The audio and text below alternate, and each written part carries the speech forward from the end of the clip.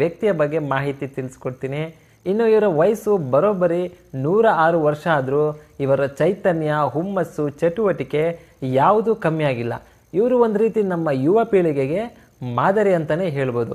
So ಇಷ್ಟಕ್ಕೂ ನಾನು ಹೇಳ್ತಾ ಇರೋ ಈ ವ್ಯಕ್ತಿ ಬೇರೆ ಯಾರೂ ಅಲ್ಲ, ಅವರೇ ನಮ್ಮ ಕರ್ನಾಟಕದ ಪರಿಸರ ಪ್ರೇಮಿ ಹಾಗೂ ಪರಿಸರವಾದಿ ಸಾಲುಮರದ ತಿಮ್ಮಕ್ಕ. ಸೊ ಇವರ ಹೆಸರು ಹೇಳ್ತಾ ಇದ್ದಂಗೆ ನಮಗೆ ನೆನಪಿಗೆ ಬರೋದು ಇವರು ಪರಿಸರ ಹಾಗೂ ಮರಗಳ ಮೇಲೆ ಇಟ್ಟಂಥ ಅಪಾರವಾದ ಪ್ರೀತಿ ಹಾಗೂ ಅವರು ಬೆಳೆಸಿ ಪೋಷಿಸಿರುವಂಥ ಮರಗಳು. ಆದರೆ ಇವರು ಈ ರೀತಿ ಮರಗಳ ಮೇಲೆ ಇಟ್ಟಂಥ ಅತಿಯಾದ ಪ್ರೀತಿ ಹಾಗೂ ಅವರು ಮರಗಳನ್ನು ಬೆಳೆಸೋದಕ್ಕೆ ನಿಜವಾದ ಕಾರಣ ಏನು ಅಂತ ಗೊತ್ತಾ? ಸೊ ಈ ವಿಡಿಯೋದಲ್ಲಿ ನಾವು ಸಾಲುಮರದ ತಿಮ್ಮಕ್ಕನವರ ಜೀವನದ ಒಂದಷ್ಟು ಮಾಹಿತಿ ಹಾಗೂ ಅವರು ಮರಗಳನ್ನು ಬೆಳೆಸೋದಕ್ಕೆ ನಿಜವಾದ ಕಾರಣ ಏನು ಅನ್ನೋದನ್ನು ತಿಳ್ಕೊಳ್ಳೋಣ. ಸೊ ಶುರು ಮಾಡೋದಕ್ಕೂ ಮುಂಚೆ ನೀವು ಕೂಡ ಪರಿಸರ ಪ್ರೇಮಿಯಾಗಿದ್ದರೆ ಹಾಗೂ ಪರಿಸರ ರಕ್ಷಣೆಗೆ ನಿಮ್ಮ ಬೆಂಬಲ ಕೂಡ ಇದ್ದಿದ್ದೇ ಆದರೆ ಈ ವಿಡಿಯೋನ ಲೈಕ್ ಮಾಡಿ, ಕಮೆಂಟ್ ಮಾಡಿ ಹಾಗೂ ಶೇರ್ ಮಾಡಿ ಅಂತ ಹೇಳ್ತಾ ವಿಡಿಯೋನ ಶುರು ಮಾಡ್ತಾ ಇದ್ದೀನಿ. ಸೊ ಸಾಲುಮರದ ತಿಮ್ಮಕ್ಕನವರು ಕರ್ನಾಟಕದ ತುಮಕೂರು ಜಿಲ್ಲೆಯ ಗುಬ್ಬಿ ತಾಲೂಕಿನ ಒಂದು ಪುಟ್ಟ ಗ್ರಾಮದಲ್ಲಿ ಜನಿಸ್ತಾರೆ. ಇವರ ತಂದೆ ಚಿಕ್ಕರಂಗಯ್ಯ ಹಾಗೂ ತಾಯಿ ವಿಜಯಮ್ಮ. ಇವರಿಗೆ ಚಿಕ್ಕ ವಯಸ್ಸಿನಿಂದಲೂ ಯಾವುದೇ ರೀತಿಯಾದಂಥ ಶಿಕ್ಷಣ ಸಿಗೋದಿಲ್ಲ. ಆದ್ದರಿಂದ ಅವರು ಹತ್ತಿರದ ಒಂದು ಕಲ್ಲು ಗಣಿಯಲ್ಲಿ ದಿನಗೂಲಿ ನೌಕರರಾಗಿ ಕೆಲಸ ಮಾಡ್ತಾ ಇರ್ತಾರೆ. ಇವರು ತಮ್ಮ 12ನೇ ವಯಸ್ಸಿನಲ್ಲೇ ಬೆಂಗಳೂರು ಗ್ರಾಮಾಂತರ ರಾಮನಗರ ಜಿಲ್ಲೆಯ ಮಾಗಡಿ ತಾಲೂಕಿನ ಹುಲಿಕಲ್ ಗ್ರಾಮದ ಬಿಕ್ಕಲ ಚಿಕ್ಕಯ್ಯ ಅನ್ನೋರನ್ನು ಮದುವೆ ಆಗ್ತಾರೆ. ಇವರ ದಾಂಪತ್ಯ ತುಂಬ ಸಂತೋಷದಿಂದ ಅನ್ಯೋನ್ಯವಾಗಿ ನಡೀತಾ ಇರುತ್ತೆ. ಆದರೆ ಇವರ ಮದುವೆಯಾಗಿ 10 ವರ್ಷ ಕಳೆದರೂ ಈ ದಂಪತಿಗೆ ಮಕ್ಕಳಾಗೋದಿಲ್ಲ. ಆದರೆ ಅವರು ತಮಗೆ ಮಕ್ಕಳಾಗಲಿಲ್ಲ ಅಂತ ಕೊರಗೋದಿಲ್ಲ. ಅದರ ಬದಲು ಅವರು ಊರಿಗೆ ಒಳ್ಳೆಯದಾಗುವಂಥ ಕೆಲಸಗಳನ್ನು ಮಾಡೋದಕ್ಕೆ ಶುರು ಮಾಡ್ತಾರೆ.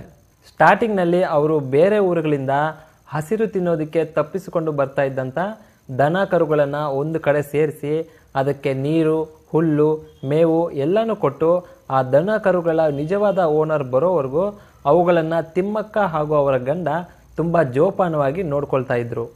ಆನಂತರ ಇವರು ಸುಮ್ಮನೆ ವೇಸ್ಟಾಗಿ ಹರಿದು ಹೋಗೋ ಮಳೆ ನೀರನ್ನು ಒಡ್ಡುಗಟ್ಟಿ ಅದು ಪ್ರಾಣಿ ಪಕ್ಷಿಗಳಿಗೆ ತುಂಬ ಉಪಯೋಗ ಆಗೋ ರೀತಿ ಈ ದಂಪತಿ ಮಾಡ್ತಾರೆ. ಇದಾದ ಮೇಲೆ ತಿಮ್ಮಕ್ಕನವರು ಬೇಸಿಗೆಯಲ್ಲಿ ನೆರಳಿದಿರ ಜನ ತುಂಬ ಕಷ್ಟಪಡ್ತಾ ಇರೋದನ್ನು ನೋಡಿ ಅವರ ಗಂಡನ ಹತ್ತಿರ ಇವರಿಗೆಲ್ಲ ನೆರಳು ಬರೋ ರೀತಿ ಮಾಡಬೇಕು ಅಂತ ಹೇಳ್ಕೊಳ್ತಾರೆ. ಆಗ ಅವರು ಗಂಡ ಮತ್ತು ಹೆಂಡತಿ ಇಬ್ಬರು ನಮಗೆ ಮಕ್ಕಳಿಲ್ದಿರ ಇದ್ದರೆ ಏನು, ನಾವು ಬೆಳೆಸೋ ಗಿಡ ಮರಗಳೇ ನಮ್ಮ ಮಕ್ಕಳು ಅಂತ ನಿರ್ಧಾರ ಮಾಡ್ತಾರೆ. ಸೊ ಆಗಲಿಂದ ಅವರಿಬ್ಬರು ರಸ್ತೆ ಬದಿಯ ಎರಡೂ ಕಡೆ ಗಿಡಗಳನ್ನು ನೆಡೋದಕ್ಕೆ ಶುರು ಮಾಡ್ತಾರೆ. ತಮ್ಮ ಊರಿನಲ್ಲಿ ನೀರಿಗೆ ತುಂಬ ತೊಂದರೆ ಇರುತ್ತೆ. ಆದರೂ ಅವರು ಪಕ್ಕದ ಊರಿನಿಂದ ಬಿಂದಿಗೆ ಮಡಿಕೆಗಳಲ್ಲಿ ನೀರು ತಂದು ಆ ಮರಗಳಿಗೆ ನೀರು ಹಾಕ್ತಾರೆ. ಹೀಗೆ ಆ ಮರಗಳು ದೊಡ್ಡದಾಗುತ್ತಾ ಹೋಗುತ್ತೆ. ಹಾಗೆ ಪ್ರತಿ ವರ್ಷ ಆ ಮರಗಳ ಸಂಖ್ಯೆ ಕೂಡ ಜಾಸ್ತಿ ಆಗ್ತಾ ಹೋಗುತ್ತೆ. ಕುದೂರಿನಿಂದ ಹುಲಿಕಲ್ಗೆ ಹೋಗುವ ರಾಜ್ಯ ಹೆದ್ದಾರಿಯಲ್ಲಿ ಸುಮಾರು 4 ಕಿಲೋಮೀಟರ್ನಷ್ಟು ದೂರ ತಿಮ್ಮಕ್ಕನವರು ಬೆಳೆಸಿದ ಸುಮಾರು 384 ಆಲದ ಮರಗಳನ್ನು ನಾವು ಈಗಲೂ ನೋಡಬಹುದು. ಈಗ ಆ ಮರಗಳ ಮೌಲ್ಯ ಸುಮಾರು 19 ಲಕ್ಷ ರೂಪಾಯಿ ಅಂತ ಅಂದಾಜು ಮಾಡಲಾಗಿದೆ. ಸೊ ಈ ರೀತಿ ಸಾಲುಮರದ ತಿಮ್ಮಕ್ಕನವರು ಪರಿಸರದ ಮೇಲೆ ತಮಗಿರುವಂಥ ಪ್ರೀತಿಯನ್ನು ತೋರಿಸಿಕೊಳ್ತಾರೆ. ಮತ್ತು ಇವರ ಈ ಪರಿಸರ ಪ್ರೇಮಕ್ಕೆ ಹಾಗೂ ಇವರ ಸಾಧನೆಗೆ ರಾಷ್ಟ್ರೀಯ ಪೌರ ಪ್ರಶಸ್ತಿ, ಇಂದಿರಾ ಪ್ರಿಯದರ್ಶಿನಿ ವೃಕ್ಷಮಿತ್ರ ಪ್ರಶಸ್ತಿ, ವೀರಚಕ್ರ ಪ್ರಶಸ್ತಿ, ಕರ್ನಾಟಕ ಕಲ್ಪವಳ್ಳಿ ಪ್ರಶಸ್ತಿ, ಪಂಪಾವತಿ ಪರಿಸರ ಪ್ರಶಸ್ತಿ, ವನಮಾತೆ ಪ್ರಶಸ್ತಿ, ಇನ್ನು ಅನೇಕ ಪ್ರಶಸ್ತಿಗಳನ್ನು ನೀಡಿ ಗೌರವಿಸಿದ್ದಾರೆ. ಆದರೆ ಕೆಲವೊಂದು ದಿನಗಳ ಹಿಂದಷ್ಟೇ ಸಾಲುಮರದ ತಿಮ್ಮಕ್ಕನವರು ಮೃತಪಟ್ಟಿದ್ದಾರೆ ಅಂತ ಯಾರೋ ದುಷ್ಕರ್ಮಿಗಳು ಸುಳ್ಳು ಸುದ್ದಿಯನ್ನು ಹಬ್ಬಿಸ್ತಾರೆ. ಆದರೆ ತಿಮ್ಮಕ್ಕನವರು ಆರೋಗ್ಯದಿಂದಿದ್ದಾರೆ. ಸೊ ದಯವಿಟ್ಟು ಯಾರೂ ಕೂಡ ಇಂಥ ಸುಳ್ಳು ಸುದ್ದಿಯನ್ನು ಹಬ್ಬಿಸಬೇಡಿ. ಯಾಕಂದರೆ ಸಾಲುಮರದ ತಿಮ್ಮಕ್ಕನವರು ನಮ್ಮ ಕರ್ನಾಟಕದ ಒಂದು ಅಮೂಲ್ಯವಾದ ರತ್ನ ಅಂತ ಹೇಳೋದಕ್ಕೆ ಇಷ್ಟಪಡ್ತೀನಿ. ಸೊ ನನ್ನ ಕಡೆಯಿಂದ ಹಾಗೂ ನಮ್ಮ ಚಾನಲ್ನ ವೀಕ್ಷಕರ ಕಡೆಯಿಂದ ಸಾಲುಮರದ ತಿಮ್ಮಕ್ಕನವರು ಇನ್ನೂ 100 ವರ್ಷಗಳ ಕಾಲ ಚೆನ್ನಾಗಿರಲಿ ಅಂತ ಆಶಿಸ್ತಾ ಈ ವಿಡಿಯೋನ ಮುಗಿಸ್ತಾ ಇದ್ದೀನಿ. ಸೊ ಫ್ರೆಂಡ್ಸ್, ನಾನು ಕೊಟ್ಟಿರೋ ಈ ಮಾಹಿತಿ ನಿಮಗೆ ಇಷ್ಟ ಆಗಿದ್ದರೆ ವಿಡಿಯೋನ ಲೈಕ್ ಮಾಡಿ, ಹಾಗೆ ನಿಮ್ಮ ಫ್ರೆಂಡ್ಸ್ ಆ್ಯಂಡ್ ಫ್ಯಾಮಿಲಿ ಜೊತೆ ವಾಟ್ಸಪ್ ಹಾಗೂ ಫೇಸ್ಬುಕ್ ಮುಖಾಂತರ ಶೇರ್ ಮಾಡಿ ಅಂತ ಹೇಳ್ತಾ ವಿಡಿಯೋನ ಮುಗಿಸ್ತಾ ಇದ್ದೀನಿ. ಸೊ ಫ್ರೆಂಡ್ಸ್, ನಾನಿನ್ನು ಹೊರಡ್ತಾ ಇದ್ದೀನಿ. ಇಷ್ಟೊತ್ತು ನಿಮ್ಮೊಂದಿಗೆ ಇದ್ದದ್ದು ನಾನು ನಿಮ್ಮ ಶ್ರೀನಾಥ್ ನಾಯಕ್. ನಾನು ನಿಮ್ಮನ್ನು ಮುಂದಿನ ವಿಡಿಯೋದಲ್ಲಿ ಭೇಟಿ ಮಾಡ್ತೀನಿ. ಧನ್ಯವಾದಗಳು. ಕಾಡು ಬೆಳೆಸಿ, ನಾಡು ಉಳಿಸಿ.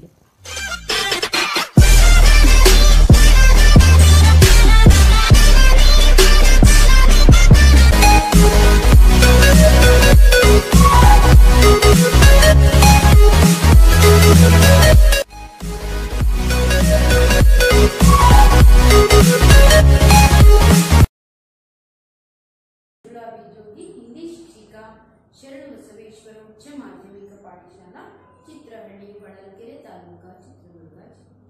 बच्चों, आज हम एक ऐसा विषय जानेंगे। उससे पहले मैं एक प्रश्न पूछती हूँ। तो क्या है यहाँ पर पेड़ों को यानी वृक्षों को ही अपने बच्चे मानने वाली औरत कौन है? आप सभी जानते हैं कौन है? बच्चों के जैसे पालने वाले और पेड़ों को ही बच्चों के जैसे मानने वाली वो औरत है कौन? ठीक है, कौन? या तिम्मक्का। उसे किस नाम से हम पुकारते हैं? सालुमರದ तिम्मक्का ಅಂತ अल्वा। तो आज हम हिंदी वंदनी तृतीय भाषा हिंदी 8वीं कक्षा का जो गद्य पाठ है वृक्ष प्रेमी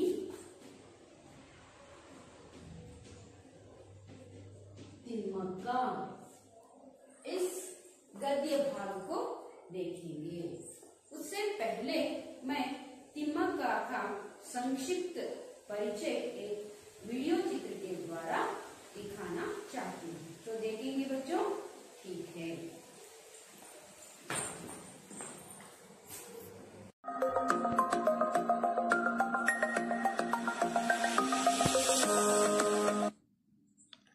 कई बार हम किसी काम को करने से पहले ये सोचते हैं कि हम उस काम में सफल होंगे या नहीं होंगे, हमें उस काम को करने से कोई फायदा होगा या नहीं।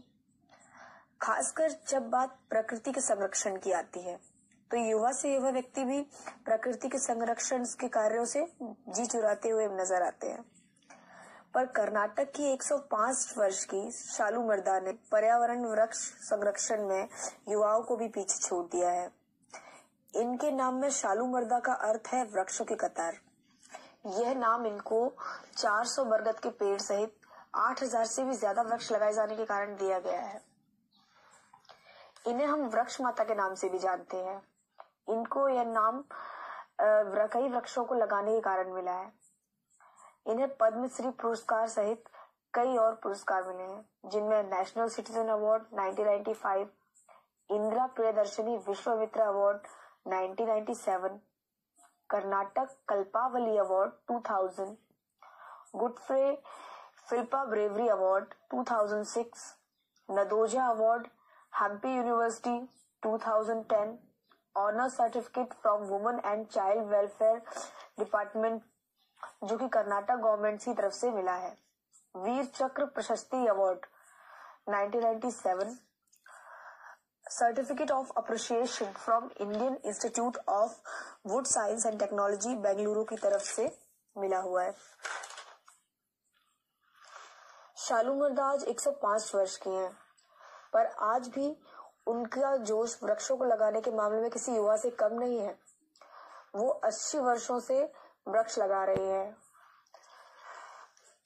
उन्होंने अपने दुख को अपनी कमजोरी ना बनाते हुए उसे अपनी शक्ति बनाया। शादी के काफी समय बाद तक जब उन्हें कोई संतान नहीं हुई तो लोगों का व्यवहार उनके प्रति काफी खराब हो गया। उस समय उनके पति ने उनका साथ दिया। शालूमर्दा ने स्वयं को व्यस्त रखने के लिए व अपने एकाकीपन से बचने के लिए वृक्ष लगाना शुरू किया। फिर ये उनका शौक बन गया। बाद में ज्यादा से ज्यादा वृक्ष लगाना ही उनके जीवन का लक्ष्य बन गया। उन्होंने पौधों के प्रति इतना प्रेम किया कि आज 8000 से भी ज्यादा वृक्ष उनके द्वारा लगाए गए हैं। इन्हीं सभी कारणों से उन्हें पद्मश्री पुरस्कार से सम्मानित भी किया गया है। इनके जीवन से हमें ये सीखना चाहिए कि अपने जीवन में एक लक्ष्य रखो, उसके प्रति समर्पित रहो और वो इस समर्पण भाव से आगे बढ़ते रहो। अगर हम ऐसा समर्पण रखेंगे तो दुख और ठीक है छात्रों, अब तक आपने क्या देखा? तिम्मक्का जी का संक्षिप्त परिचय एक वीडियो चित्र के माध्यम से देखा। आपको समझ में आया ये तिम्मक्का कौन है, ये किस प्रकार अपना पेट पालती थी, उसके साथ साथ वृक्ष प्रेमी कैसे बनी, ये सभी आपने देखा। अब हम क्या करेंगे, इस पाठ को अभी ठीक से इस शुरू करेंगे उसमें वृक्ष प्रेमी तिಮ್ಮಕ್ಕ ಹಾಗಾದ್ರೆ ಈ ವೃಕ್ಷ ಪ್ರೇಮಿ ತಿಮ್ಮಕ್ಕ ಪಾಠ ಸಂಕಲಿತ ಪಾಠವಾಗಿದೆ. ಅದರಲ್ಲಿ ನಾವು ಏನ್ ಕಲಿತೀವಿ ನೋಡೋಣ. इस पाठ से सालू मರದ तिಮ್ಮಕ್ಕ के अमूल्य पर्यावरण प्रेम का परिचय दिया गया है. ಇಲ್ಲಿ ಪರಿಸರ ಪ್ರೇಮವನ್ನ ಕೊಡಲಾಗಿದೆ, जिससे बच्चे पर्यावरण की रक्षा करने में अपना निष्ठापूर्ण सहयोग दे सकते हैं. आप भी तिಮ್ಮಕ್ಕ के जैसे ही पर्यावरण प्रेमी बनकर वृक्षों को पालना, पोषण करना और उनको लगाना, पेड़ पौधे रक्षा करना, इसके बारे में आप जानकारी प्राप्त करते हैं और इच्छुक भी हो जाते हैं. वो एक अनपढ़ थी, फिर भी उन्होंने क्या किया, पर्यावरण के बारे में सोचकर उसके माध्यम से उन्होंने क्या किया, वृक्षों को लगाकर उनको अपने बच्चों के जैसे पाला. अब कितने हैं ये सभी आपने देखा है. तो ठीक है, उसमें जो शब्दार्थ आते हैं हम उनको देखते जाएंगे. मिसाल का अर्थ होता है उदाहरण. एक शब्द आया है मिसाल, तो उसका अर्थ होता है उदाहरण अंत. कौर का अर्थ होता है निवाल तुत्तु अंत, नेनपिट्कोळ्ळि. उसके बाद मेहनत का अर्थ होता है, आपको मालूम है, परिश्रम. इंतजाम ಅಂದ್ರೆ ವ್ಯವಸ್ಥೆ ಮಾಡೋದು, ವ್ಯವಸ್ಥಾ करना, ಪ್ರಬಂಧ करना ಅಂತ ಕೂಡ ಹೇಳ್ತಾರೆ. ಮತ್ತೆ ಪ್ರಬಂಧ ಅಂದ ತಕ್ಷಣ ಕನ್ನಡದ ಎಸ್ಸೆ ಅಂತ ತಿಳ್ಕೋಬೇಡಿ, ಇಲ್ಲಿ ನೀವೇನ್ ಅಂತ ತಿಳ್ಕೋಬೇಕು, ಹಿಂದಿ में ವ್ಯವಸ್ಥೆ ಮಾಡುವುದು ಅಂತ, इंतजाम करना. उसके बाद तरसना. तरसना ಅಂದ್ರೆ ಕಾತರಿಸುವುದು, ತಡಪ್ನ ಅಂತ ಕೂಡ ಹೇಳ್ತಾರೆ. राहगीर का अर्थ होता है पथिक, पंची, यात्री ಅಂತ ಕೂಡ ನಾವು ಹೇಳ್ತೀವಿ. दारी होकरु, यात्रिगळु ಅಂತ ನಾವು ಕರೀತೀವಿ. उसके बाद मुसीबत. मुसीबत ಅಂದ್ರೆ कष्ट, संकष्ट, समस्या, विपत्ति ಅಂತ ಅದರ ಅರ್ಥ ಬರುತ್ತೆ. तबीयत का अर्थ होता है स्वास्थ्य, अर्थात आरोग्य ಅಂತ. उसके बाद तकलीफ. तकलीफ अंद्रू ಕೂಡ ತೊಂದರೆ, कष्ट आगोದು. उसके बाद बदौलत एक शब्द आया है, ये आपने नहीं सुना है शायद. बदौलत का अर्थ होता है उसके द्वारा, कृपा से, ಅವರ ಕೃಪೆಯಿಂದ, ಅದರಿಂದ ಅಂತ ಹೇಳಿಬಿಟ್ಟು ಅರ್ಥ ಬರುತ್ತೆ. ಹಾಗಾದ್ರೆ ಪಾಠ ಭಾಗದಲ್ಲಿ ಇವುಗಳನ್ನ ಯಾವ ರೀತಿ ಬಳಕೆ ಮಾಡಲಾಗಿದೆ, ಅವುಗಳ ಅರ್ಥವನ್ನ ನೀವು ಸರಿಯಾಗಿ ತಿಳ್ಕೋಬೇಕು. ಅರ್ಥ ಆಯ್ತಾ? ಹಾಗಾದ್ರೆ ಪಾಠ ಭಾಗವನ್ನ ನೋಡ್ತಾ ಹೋಗೋಣ. तो क्या है, वृक्ष प्रेमी तिಮ್ಮಕ್ಕ जी का संक्षिप्त परिचय आप लोगों को दिया गया है. तो क्यों दिया गया है, पर्यावरण यानी रक्षा करने में आप भी जुड़े होना जरूरी है ना. पर्यावरण नहीं है तो हम नहीं है. हम 9वीं कक्षा में अगले साल आप पढ़ते हैं पर्यावरण बचाओ. इस प्रकार एक कवि अपनी कविता के माध्यम से हमें समझाता है. लेकिन यहाँ पर तिಮ್ಮಕ್ಕ के द्वारा हमें भी पर्यावरण रक्षा करने का एक माध्यम, तरीका हम अपना सकते हैं. तो देखते जाएंगे बच्चों. सालू मರದ तिಮ್ಮಕ್ಕ का नाम आज कर्नाटक के कोने कोने में व्याप्त है. कर्नाटक सरकार ने उन्हें इतने सारे पुरस्कारों से सम्मानित किया है कि समाज सेवा के क्षेत्र में यह महिला एक मिसाल बन गई है. इस आदर्श महिला के जीवन के बारे में हम कितना जानते हैं? आइए ग्रामीण प्रदेश के गरीब परिवार में जन्म लेने वाली एक अनपढ़ महिला के उदात्त व्यक्तित्व एवं कार्य का परिचय पावी. ಎಷ್ಟು ಸುಂದರವಾಗಿ ಇಲ್ಲಿ ಪರಿಚಯವನ್ನ ಕೊಡ್ತಾ ಹೋಗ್ತಾರೆ. ಏನಪ್ಪಾ ಅಂತ ಹೇಳಿದ್ರೆ, सालू मರದ तिಮ್ಮಕ್ಕ का नाम आज कर्नाटक के कोने कोने, सिर्फ कर्नाटक में नहीं, सच में ये भारत के कोने कोने में फैला हुआ है. समझ में आया? तो कर्नाटक में तो हर एक व्यक्ति इसे जानते हैं. कोने कोने में ಎಲ್ಲಿ ಹೋದ್ರೂ ಸಹ ಅವರ ಬಗ್ಗೆ ತಿಳಿದುಕೊಂಡಿದ್ದಾರೆ. ಅಷ್ಟು ಪ್ರಖ್ಯಾತಿಯನ್ನ ಪಡೆದಂತಹ ಒಬ್ಬ ಮಹಿಳೆ. कर्नाटक सरकार ने उन्हें इतने सारे पुरस्कारों से सम्मानित किया है.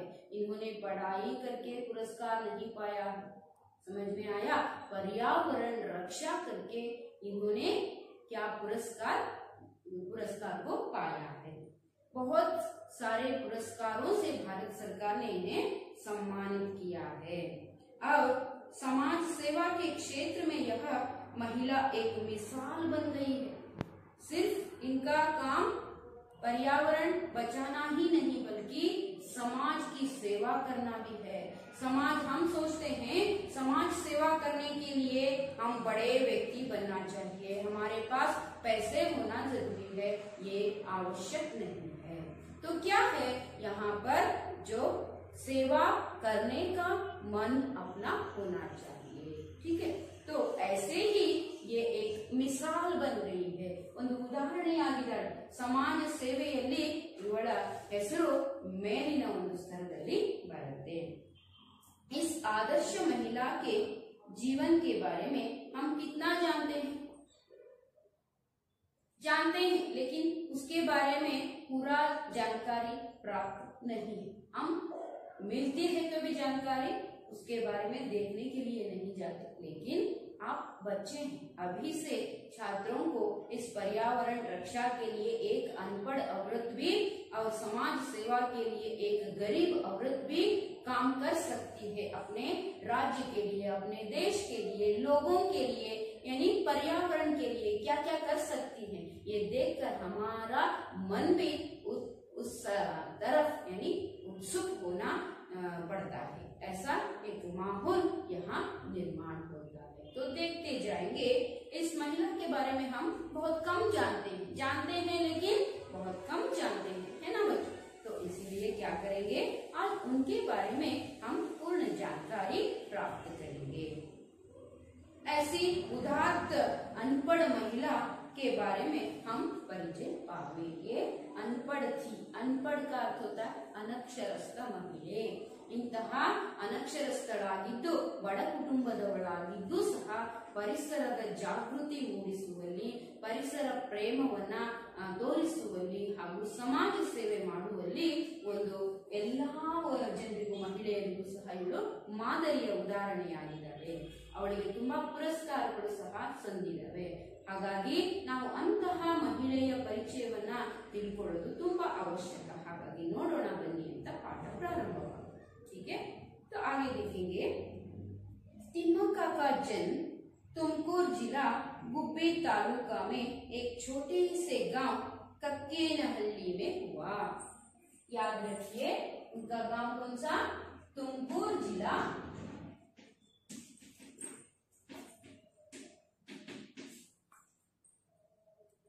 गुब्बी तालुका,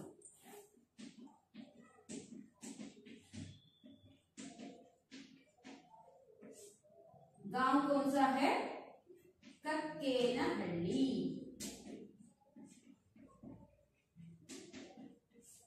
समझ में आया, तुमकुर डिस्ट्रिक्ट गुब्बी तालुक कक्केनहल्ली गांव में इनका जन्म हुआ। एक शहर की नहीं है, एक गांव की। हम देख सकते हैं गांव के गंवार नहीं होते। गांव के, हम सोचते हैं गांव के नाम लेते ही वहां के लोग बहुत गंवार होते हैं, ऐसा नहीं है। गांव के लोग गंवार नहीं होते हैं, जो शहर के लोगों से भी ज्यादा बुद्धिमान, परिश्रमी, समाज सेवा करने वाले होते हैं। तो ऐसी ही एक महिला कौन है, तिम्मक्का है। आपने देखा वीडियो चित्र में, है ना। तो क्या है, तिम्मक्का का जन्म तुमकुर जिला गुब्बी तालुका में एक छोटे गांव कक्केनहल्ली में हुआ। उनके पिता चिक्करंगैया और माता विजयम्मा थे। चिक्करंगैया, याद रखिए, इनके पिता कौन है, चिक्करंगैया। उसके बाद पति का नाम भी ऐसे ही आता है, तब पति को बाप करना, बाप को पति करना, ऐसा मत कीजिए। चिक्करंगैया कक्केनहल्ली गांव की औरत है, उनके पिता का नाम चिक्करंगैया है। चिक्करंगैया और माता विजयम्मा।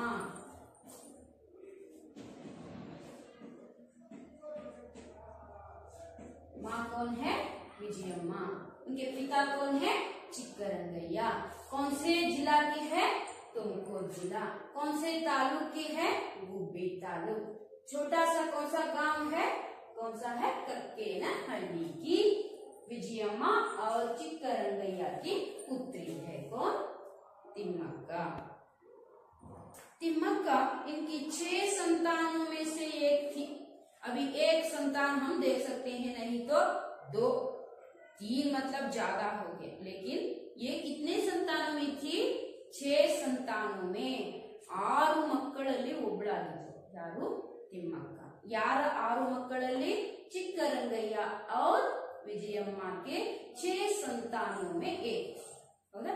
हागेने तिम्मक्का के माँ बाप मेहनत मजदूरी करते हुए अपना पेट पालते थे। ये बड़े अमीर व्यक्ति नहीं थे, ये राजनेता नहीं थे, ये ऐसे महान व्यक्ति नहीं थे, लेकिन अपने गांव में मेहनती बनकर, गरीबी होने पर भी वो परिश्रमी बनकर काम करने वाले थे। हम सोचते हैं नेता बनकर ही काम कर सकते हैं, अमीर होकर ही काम कर सकते हैं, सेवा कर सकते हैं, पैसा है तो ही हम समाज सेवा कर सकते हैं। ऐसा नहीं है, करने का मन चाहिए, है ना? वैसी ही एक औरत थी। मेहनत मजदूरी ಪರಿಶ್ರಮದ ಕೂಲಿ ಕೆಲಸವನ್ನ ಮಾಡಿ ಅವರು ತಮ್ಮ ಹೊಟ್ಟೆಯನ್ನ ಹೊರಕೊಳ್ತಾ ಇದ್ರು। ಪೇಟ್ ಪಾಲ್ತೆ थे, ಹೊಟ್ಟೆ ಹೊರೆಯೋದು ಅಂದ್ರೆ ತಮ್ಮ ಜೀವನವನ್ನ ನಡೆಸ್ತಾ ಇದ್ರು। पेट का अर्थ होता है ಹೊಟ್ಟೆ, पीठ का अर्थ होता है ಬೆನ್ನು।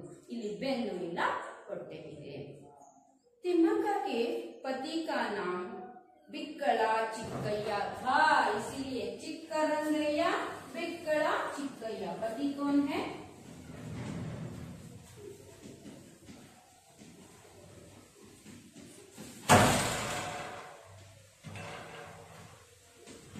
ಬಿಕ್ಕಳ ಚಿಕ್ಕಯ್ಯ। ಗಂಡನ ಹೆಸರು ಏನಾಗಿತ್ತು? ಬಿಕ್ಕಳ ಚಿಕ್ಕಯ್ಯ ಆಗಿತ್ತು। ತಂದೆ ಚಿಕ್ಕರಂಗಯ್ಯ, ತಾಯಿ ವಿಜಯಮ್ಮ। पति का नाम बिक्कला चिक्कಯ್ಯ था। वे भी अनपढ़ थे, ಅವರು ಸಹ ಅನಕ್ಷರಸ್ಥರಾಗಿದ್ದರು। ಅರ್ಥ ಆಯ್ತು? ಅವಳು ಓದಿರಲಿಲ್ಲ, ಈ ಯಾರು बिक्कಳ ಚಿಕ್ಕಯ್ಯನು ಸಹ ಓದಿರಲಿಲ್ಲ। वे भी अनपढ़ थे। रोज दूसरों के खेत में पसीना बहाकर काम किया करते थे। पसीना बहाना, ಪಸೀನಾ ಬಹಾನ ಅಂತ ಹೇಳಿದ್ರೆ ಬೆವರು ಸುರಿಸಿ ದುಡಿಯುವುದು, ಅಂದ್ರೆ ಕಷ್ಟಪಟ್ಟು ಪರಿಶ್ರಮ, ಹಾರ್ಡ್ ವರ್ಕ್ ಮಾಡೋದಕ್ಕೆ ಬೆವರು ಸುರಿಸಿ ದುಡಿಯೋದು ಅಂತ ಹೇಳ್ತಾರೆ। ಸುಮ್ಮನೆ ದುಡಿಯೋದಂದ್ರೆ ಕೆಲಸ ಮಾಡೋದು, ಕಾಮ್ ಕರ್ನಾ ಹೋ ಜಾತಾ ಹೈ। ಲೇಕಿನ್ ಪಸೀನಾ ಬಹಾಕರ್ ಅಂದ್ರೆ ನಮ್ಮ ಬೆವರ ಹನಿ ಭೂಮಿಗೆ ಬೀಳಬೇಕು, ಹಾಗೆ ದುಡಿಯೋದು ಅಂದ್ರೆ ಕಷ್ಟಪಟ್ಟು ಪರಿಶ್ರಮಿಯಾಗಿ मेहनती करके मजदूरी करते थे। वो भी दूसरों के खेत में, ಬೇರೆಯವರ ಹೊಲದಲ್ಲಿ ಕೂಲಿ ಕೆಲಸ ಕಷ್ಟಪಟ್ಟು ದುಡಿದು ತಮ್ಮ ಹೊಟ್ಟೆಯನ್ನ ಹೊರಕೊಳ್ತಾ ಇದ್ರು। ಇವರು ಸಹ ಓದಿರ್ಲಿಲ್ಲ, ಅವರು ಸಹ ಓದಿರ್ಲಿಲ್ಲ। उसके बाद इस दंपति को एक एक कौर के लिए कड़ी मेहनत करनी पड़ती थी। कौर मैंने लिखा है, कौर का अर्थ होता है निवाला, निवाला का अर्थ होता है ತುತ್ತು। ತುತ್ತು ಕೂಳಿಗಾಗಿ ಒಂದೊಂದು ತುತ್ತಿಗೂ ಸಹ ಕಷ್ಟಪಟ್ಟು ದುಡಿದೇ ಅವತ್ತಿನ ಊಟವನ್ನ ತಿನ್ಬೇಕಾಗಿತ್ತು। ನೋಡಿ, ಅಂಥವರು ಸಹ ಪುರಸ್ಕಾರಕ್ಕೆ ಯೋಗ್ಯರಾಗ್ತಾರೆ ಅಂತ ಹೇಳಿದ್ರೆ ಅವರು ಮಾಡುವಂತ ಕೆಲಸ ಅಷ್ಟು ನಿಷ್ಠೆಯಿಂದ ಮಾಡಿದ್ರೆ ಯಾರು ಏನು ಬೇಕಾದ್ರೂ ಸಾಧನೆಯನ್ನ ಮಾಡಬಹುದು ಅನ್ನೋದಕ್ಕೆ ಒಂದು ತಕ್ಕ ಉದಾಹರಣೆ ಯಾರು? ತಿಮ್ಮಕ್ಕ ಆಗಿದ್ದಾರೆ। ಹಾಗಾಗಿ मेहनत करनी पड़ती थी, कमाई भी बहुत कम थी, आदरे दुडिमे ತುಂಬಾ ಕಡಿಮೆ ಇತ್ತು। यदि एक दिन मजदूरी नहीं करते तो उन्हें भूखे रहना पड़ता था। ಒಂದು ದಿನ ಏನಾದರೂ एक दिन ये काम के लिए, मजदूरी के लिए नहीं चले जाते थे तो उस दिन भूखे रहना पड़ता था। ಎಷ್ಟು ಪರಿಸ್ಥಿತಿ ಗಂಭೀರ ಇದ್ದಿರಬಹುದು। अंदू ಕೆಲಸ ಮಾಡಿದ್ರೆ उस दिन जाकर काम करते हैं तो ही उस दिन का निवाला खाते थे, नहीं है तो खाना नहीं था। ಅಂದ್ರೆ ಖಾಲಿ ಮನೆ, ಅವತ್ತು ದುಡಿದು ತಂದ್ರೆ ಅವತ್ತು ತಿನ್ಬೇಕು ಅಂತಹ ಒಂದು ಬಡ ಕುಟುಂಬದವರು ಆಗಿದ್ರು ಈ ದಂಪತಿಗಳು। ಯಾರ್ಯಾರು? ಬಿಕ್ಕಲ ಚಿಕ್ಕಯ್ಯ और उनकी पत्नी ತಿಮ್ಮಕ್ಕ। ठीक है, ನಮಗೆ ಕೇಳೋಕೆ ಅದೇನ್ ಅನ್ಸುತ್ತೆ, ಹೌದು ಹೌದು ಅಂತ ಅನ್ಸುತ್ತೆ, ಬಟ್ उस हालत को हम झेलते हैं तो ಆ ಸಂದರ್ಭವನ್ನ ನಾವು ಅನುಭವಿಸ್ತೀವಿ ಅಂತ ಹೇಳಿದ್ರೆ ಹೇಗಿರುತ್ತೆ, हम कल्पना भी नहीं कर सकते है ना बच्चों। कुछ कुछ बच्चों के घर में या कुछ घरों में होता है, लेकिन इतनी भी यानी गरीबी नहीं होती है। अभी कुछ गरीबों की संख्या कम हुई है ऐसा मानती हूँ, क्योंकि सरकार ने भी उनको कुछ सुविधाएं दी है और ये भी कुछ अलग अलग काम करना वैज्ञानिक रूप से कुछ तंत्रज्ञान के अंतर्गत टेक्निकली ये अभी सुधार चुके हैं और जो भी हैं अभी पढ़ाई कर रहे हैं। कहीं कहीं एक एक दो ऐसे मिल सकते हैं, लेकिन जो खुद का काम करके आराम से जीने की व्यवस्था हम देखते हैं। लेकिन कुछ ऐसे भी हैं, हालात ऐसे हैं हम कुछ नहीं कर सकते। अभी घर में कोई नहीं है काम करने वाले, तब कौन करते हैं? छोटे छोटे बच्चे हैं, एक औरत है। ऐसे समय में उनको गरीबी यानी महसूस होना ठीक है, लेकिन बहुत कम हम आज देखते हैं। ठीक है, लेकिन इनके घर में ऐसा नहीं था, बहुत गरीबी थी। मजदूरी करके ही रोज यानी परिश्रम करके ही अपना निवाला ढूंढना पड़ता था। तो हाಗಾಗಿ यदि एक दिन मजदूरी नहीं करते तो भूखे रहना पड़ता था। भूख यानी हसीबू, भूख का अर्थ होता है ಹಸಿವು। ಒಂದ್ ದಿನ ಕೆಲಸ ಮಾಡಿಲ್ಲ ಅಂದ್ರೆ ಹಸ್ಕೊಂಡೆ ಮಲ್ಕೋಬೇಕಾಗಿತ್ತು, ತಣ್ಣೀರ್ ಪಟ್ಟಿನೇ ಗತಿಯಾಗಿತ್ತು ಅಂತ।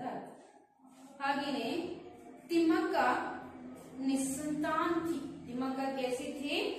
निसंतान थी। पति पत्नी बच्चों के लिए तरस जाते थे। अंत में उन्होंने एक बच्चे को गोद लिया। दत्तक पुत्र के सगे माँ बाप को लोगों की कटु निंदा सुननी पड़ी। उन्होंने अपने बेटे को वापस ले लिया। अपना दत्तक पुत्र खोकर तिम्मक्का बहुत दुखी हुई, लेकिन सन 2005 में उन्होंने बल्लूರು के उमेश BN, याद रखिए बल्लूರು ಅನ್ನುವಂತ ಊರಿನ उमेश BN 2005 को पुत्र के रूप में अपनाया, जो अब उनकी देखभाल कर रहा है। ಏನವರ ಹೆಸರು? ಉಮೇಶ್ BN ಅನ್ನುವಂತಹ ಬಳ್ಳೂರಿನ ಒಬ್ಬ ಬಾಲಕನನ್ನ ಅವಳು ಏನ್ ಮಾಡ್ತಾಳೆ, 2005 दत्तक ತೆಗೆದುಕೊಳ್ತಾಳೆ। वही आज उनकी देखभाल कर रहा है। लेकिन ये निसंतान थी। निसंतान संतान ಅಂದ್ರೆ ಮಕ್ಕಳಿರಲಿಲ್ಲ ಇವರಿಗೆ। ಹಾಗಾಗಿ ಇವಳು ಏನ್ ಮಾಡ್ತಿದ್ರು, पति पत्नी दोनों चिंता करते थे, तरस जाते थे, ಕಾತರಿಸ್ತಾ ಇದ್ರು बच्चों के लिए। ಮಕ್ಕಳಿದ್ರೆ ಚೆನ್ನಾಗಿತ್ತಲ್ಲ, ಯಾವ ದಂಪತಿಗಳಾದ್ರೂ ಸರಿ ಅಲ್ವಾ, ಅವರಿಗೆ ಮಕ್ಕಳು ಆಗ್ಲಿಲ್ಲ ಅಂತ ಹೇಳಿದವಾಗ ತುಂಬಾ ನೋವನ್ನ ಅನುಭವಿಸ್ತಾರೆ। ನಮಗೂ ಒಂದು ಮಗು ಇದ್ದಿದ್ರೆ, ಮಕ್ಕಳಿದ್ದಿದ್ರೆ ಅಂತ ಇವರು ಸಹ ಹಂಗೆ ಕಾತರಿಸ್ತಾ ಇದ್ರು। ಆ ಸಂದರ್ಭದಲ್ಲಿ ನೋಡಿ ಇವರು ಏನ್ ಯೋಚನೆ ಮಾಡ್ತಾರೆ, अंत में उन्होंने एक बच्चे को गोद लिया। ಒಂದು ಮಗುವನ್ನ ಗೋದ್ ಲೇನಾ ಅಂತಂದ್ರೆ ಬರ್ಕೊಳ್ಳಿ, ದತ್ತು ತೆಗೆದುಕೊಳ್ಳುವುದು। ಹಾಗಾಗಿ ತಗೊಂಡು ದತ್ತಕ್ ಪುತ್ರಕ್ಕೆ ಸಗೆ ಮಾ ಬಾಪ್, ಸಗೆ ಅಂತ ಹೇಳಿದ್ರೆ ಸ್ವಂತ, ಆ ಹುಡುಗ ಮಗುವಿನ ಸ್ವಂತ ಅಪ್ಪ ಅಮ್ಮ ಏನ್ ಮಾಡ್ಬೇಕಾಯ್ತು, ಲೋಗೋಂಕಿ ಕಟುನಿಂದ ಸುನ್ನಿ ಪಡಿ, ಅವ್ರು ಕೊಟ್ಟಿದ್ರು ಮಗುವನ್ನ, ಆದ್ರೆ ಜನರ ನಿಂದೆಯನ್ನ ಕೇಳೋದು ಕಷ್ಟ ಆಯ್ತು। ಅಯ್ಯೋ ಹೋಗಿ ಹೋಗಿ ಅವ್ರಿಗೆ ಮಗುವನ್ನ ಕೊಟ್ಟಿದ್ದೀರಲ್ಲ ಅಂತ ಅವರಿಗೆ ಬೈಯೋದಕ್ಕೆ ಶುರು ಮಾಡಿದ್ರು। उन्होंने अपने बेटे को वापस ले लिया। ನೋಡಿ ಆ ಮಗುವನ್ನ ಅವರು ಸ್ವಂತ ಅವ್ರ ಮಗು ಆಗಿದ್ದಲ್ಲ, ಜನ ಹೇಳೋದನ್ನ ಕೇಳಿ ವಾಪಸ್ ತಗೊಂಡಿದ್ರು। ಹಾಗಾಗಿ ಇವ್ರು ಮತ್ತೆ ಏನಾದ್ರು ಇಬ್ರೇ ಇರುವಂಗೆ ಆಯ್ತು। अपना दत्तक पुत्र खोकर तिम्मक्का बहुत दुखी हुई। जो था वो भी अभी नहीं है हमारे साथ, इसीलिए वो बहुत दुख को झेला। उसके बाद वो क्या करती है, 2005 में बल्लूर नामक एक गांव के बालक को उन्होंने, उसका नाम है BN, उमेश BN, उसे पुत्र के रूप में अपनाया गया। वो अभी भी उनकी देखभाल कर रहा है। ठीक है, अब तक हमने उनके परिचय में ये तिम्मक्का कौन है और उनके माँ बाप, इनका गांव और ये किस प्रकार मजदूरी करके अपना पेट पालते थे, उनके पति कौन थे, ये निसंतान थी, ये अनपढ़ थे दोनों, और एक पुत्र को भी गोद लिया, लेकिन लोगों की कटु निंदा के कारण जो सगे माँ बाप क्या करते हैं, उसे वापस ले लेते हैं। उसके बाद और एक पुत्र को गोद लेते हैं, उसका नाम है BN उमेश। उसे कब लिया? 2005 में गोद लिया। किया वही उनकी देखभाल करता है। यहाँ तक हमने पाठ पढ़ाया है। आगे का जो भाग है हम अगली अवधि में देखते जाएंगे बच्चों। उसके अंतर्गत आने वाले कुछ प्रश्न हैं। गुब्बी तालुका किस जिले में स्थित है? तुमकुर जिले में। तिमक के माँ बाप अपना पेट कैसे पालते थे? मेहनत मजदूरी करके पालते थे। चिक्कैया क्या काम करते थे? वो भी मेहनत मजदूरी का काम ही करते थे। एक दिन चिक्कैया और तिमक्का ने मजदूरी नहीं की तो परिणाम क्या होता था? भूखे रहना पड़ता था। यहाँ तक जो प्रश्न है अब सबने उनको देख लिया। तिम्मक्का दंपति किस प्रकार के धर्म कार्य में लगे हुए थे? ये प्रश्न नहीं आता, अगले अवधि में जो हम पढ़ाते हैं तब ये प्रश्न आ जाता है। अभी जो प्रश्न आते हैं उनका उत्तर लिखकर लाइए। धन्यवाद।